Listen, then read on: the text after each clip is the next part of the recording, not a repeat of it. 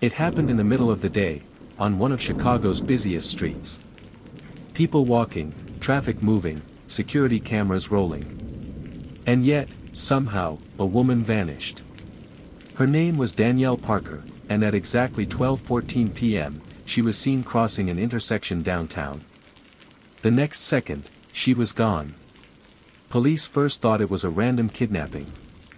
But when they started digging, they uncovered a story of love, secrets, and betrayal, and a killer hiding in plain sight.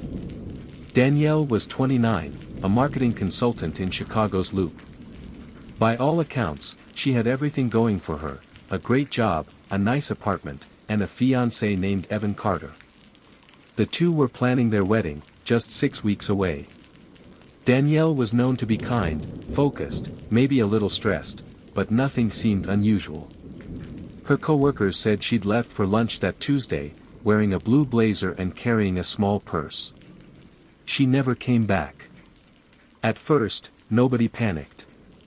Danielle often worked late or ran errands. But when she didn't respond to texts and her phone went straight to voicemail, her fiancé grew worried. By 8 p.m., Evan reported her missing. Detectives checked nearby surveillance footage, and what they found made no sense. Danielle was seen walking across the intersection on Wabash Avenue. A delivery truck passed in front of her for just a few seconds. When it rolled away, she was gone. No sign of her continuing down the sidewalk. No trace of her turning the corner. It was like she vanished into thin air. Police searched the area, checking alleys, store cameras, and nearby parking lots. Then, about 3 blocks away, they found her purse and phone in a trash bin, wiped clean. Detectives immediately ruled out robbery. Her credit cards weren't used, and there were no ransom calls.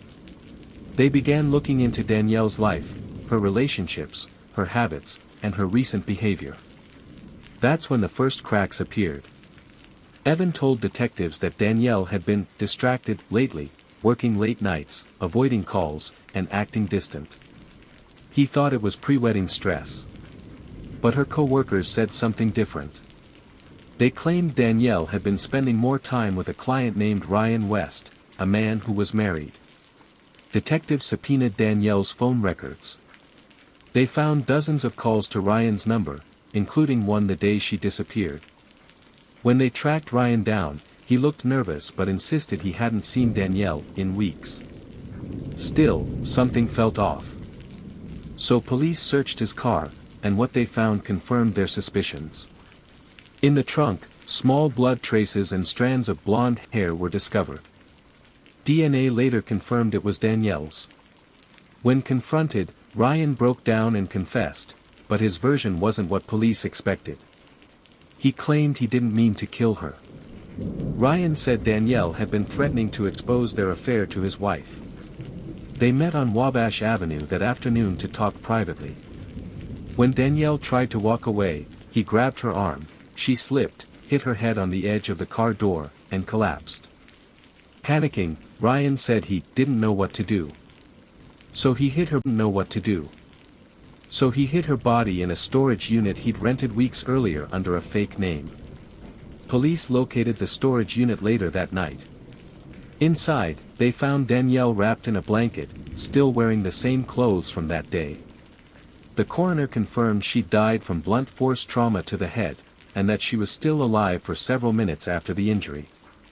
Ryan was charged with second-degree murder and evidence tampering. In court, his lawyer tried to argue it was an accident, a moment of panic. But the jury saw it differently. He was sentenced to 30 years in prison. Evan never recovered from the loss. He said he didn't want revenge, just the truth. Danielle's family kept mostly silent during the trial, only saying, she trusted the wrong person. That's what killed her. Danielle's case became one of Chicago's most haunting examples of how someone can disappear in plain sight, surrounded by people, in the middle of the day. It wasn't a stranger who took her. It wasn't bad luck. It was someone she knew, someone she trusted. And in the end, that's what makes this story so terrifying. Headphone, you've been listening to Real Time Tellers, where real stories meet the darkest truths. Subscribe for more true crime stories that reveal how close danger can really be.